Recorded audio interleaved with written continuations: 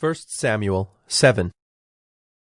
And the men of Kiriath-jearim came and took up the ark of the Lord, and brought it to the house of Abinadab on the hill. And they consecrated his son Eleazar to have charge of the ark of the Lord. From the day that the ark was lodged at Kiriath-jearim, a long time passed, some 20 years, and all the house of Israel lamented after the Lord. And Samuel said to all the house of Israel, If you are returning to the Lord with all your heart, then put away the foreign gods and the Ashtaroth from among you, and direct your heart to the Lord, and serve him only, and he will deliver you out of the hand of the Philistines.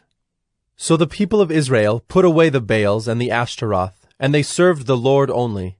Then Samuel said, Gather all Israel at Mizpah, and I will pray to the Lord for you. So they gathered at Mizpah, and drew water and poured it out before the Lord, and fasted on that day, and said there, We have sinned against the Lord. And Samuel judged the people of Israel at Mizpah.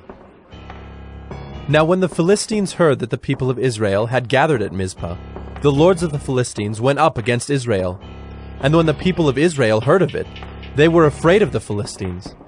And the people of Israel said to Samuel, Do not cease to cry out to the Lord our God for us, that he may save us from the hand of the Philistines.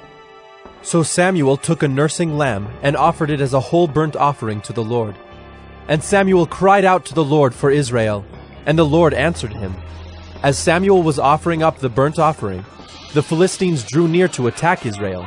But the Lord thundered with a mighty sound that day against the Philistines, and threw them into confusion, and they were routed before Israel.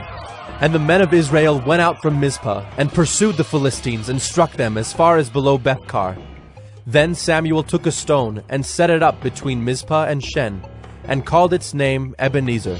For he said, Till now the Lord has helped us. So the Philistines were subdued, and did not again enter the territory of Israel.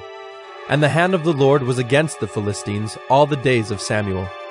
The cities that the Philistines had taken from Israel were restored to Israel, from Ekron to Gath, and Israel delivered their territory from the hand of the Philistines.